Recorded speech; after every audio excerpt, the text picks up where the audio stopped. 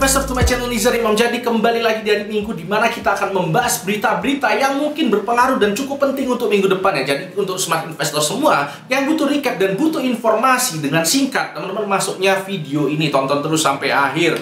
Nah, kali ini kita akan langsung ngebahas ya ke indeksnya terlebih dahulu. Yang pertama, kita bisa lihat hari Jumat kemarin indeks itu turun sekitar 2%-an minus ya, merah setebel ini. Nah, ini merupakan false breakout karena sebelumnya ini sempat ATH di 6.720 lewat, tapi ternyata masuk lagi. Nah, memang harusnya kita kalau menyikapi breakout itu lebih wise kalau kita misalnya pakai secondary rules. Jadi dilihat dulu, diperhatikan dulu kira-kira memang kuat naik lanjut atau tidak, atau bakal false breakout seperti ini. Nah, kalau misalnya ini lanjut penurunan, terdekat supportnya ada di support neckline di sekitar 6.500 ya. Ini kalau misalnya ditembus lagi, kemungkinan besar akan terbentuk yang namanya double top. Tapi kita belum bisa ngomong sejauh itu. Pokoknya yang terdekat supportnya ada di 6.500 seperti itu ya. Dan kita bisa lihat juga untuk asing sendiri ini selama seminggu kemarin di regular market itu jualan sekitar 600 miliar ya. Ini berarti artinya memang asing ada yang taking profit setelah cukup lama akumulasi kemarin.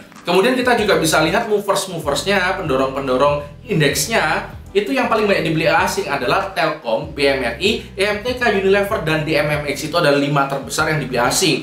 Kemudian yang paling banyak dijual itu dari saham-saham yang baru IPO kemarin, MTEL, Buka, SMGR, BBRI, dan Adaro. Itu yang paling banyak dilego oleh asing. Nah, sekarang kita akan coba baca beritanya, kenapa sih kok indeks bisa minus 2%-an. Jadi ternyata yang mendorong indeks bisa minus segitu itu adalah kekhawatiran atau pesimisme terhadap virus corona varian baru yang muncul dari Afrika ya. Dan ini ternyata uniknya ini nggak cuma menyebabkan pesimisme di Indonesia aja, tapi global, seluruh dunia. Teman-teman bisa lihat ini dari investing.com. Kita bisa lihat ya, ini adalah kumpulan indeks-indeks seluruh dunia dan semuanya, hampir semuanya ini kebakaran, merah semua ya, seperti ini. Nah, ini adalah Indonesia ya. Indonesia minus 2,06%. Jadi memang virus varian corona yang baru ini menyebabkan ya pesimisme orang-orang di seluruh dunia. Kira-kira seperti itu. Nah, kemudian kita akan coba bahas berita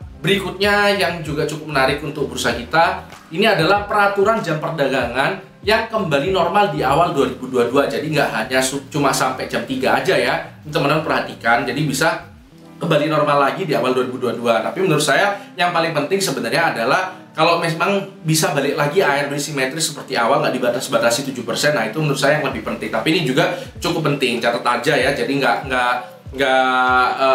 misalnya mau beli saham atau jual saham itu nggak hanya terbatas sampai jam 3 aja gitu. Kemudian kita ngomong ke emiten sekarang. Emiten yang kita bahas pertama adalah Telkom. Nah, Telkom ini membuat laba bersih atau mencetak laba bersih 13,1% naik dibandingkan tahun sebelumnya.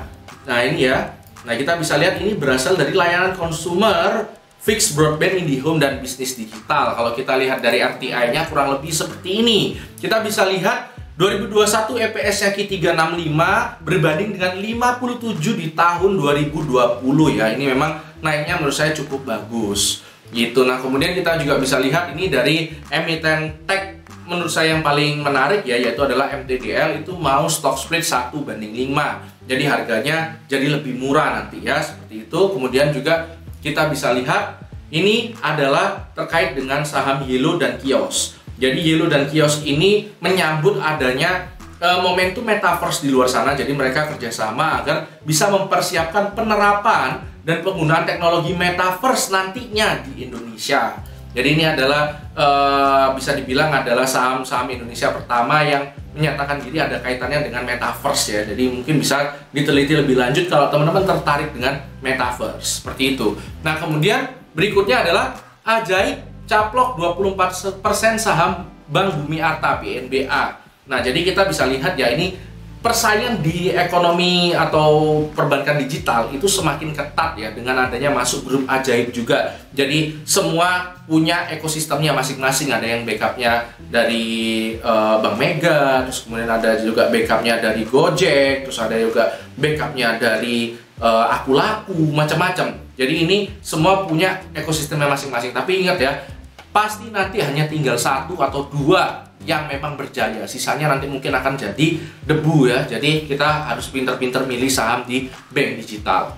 gitu. Nah, sekarang kita akan lihat di komoditi. Komoditi emas masih, ini adalah minyak dulu ya. Minyak masih lanjut koreksi.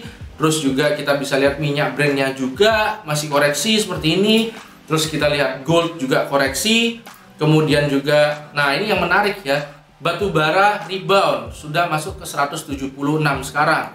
Kemudian untuk natural gas juga rebound tipis. Kemudian juga kita bisa lihat CPO mungkin mulai akan ada koreksi. Nikel masih stabil di situ-situ aja gitu. Nah, untuk kripto sendiri BTC masih downtrend ya. Downtrend bahkan sudah melewati garis supportnya yang warna ungu ini ya. Itu aja sih episode kali ini berita-beritanya. Semoga bermanfaat untuk teman-teman semua minggu depan, karena hidup harus seimbang, tetap cerdas dan tetap sharp.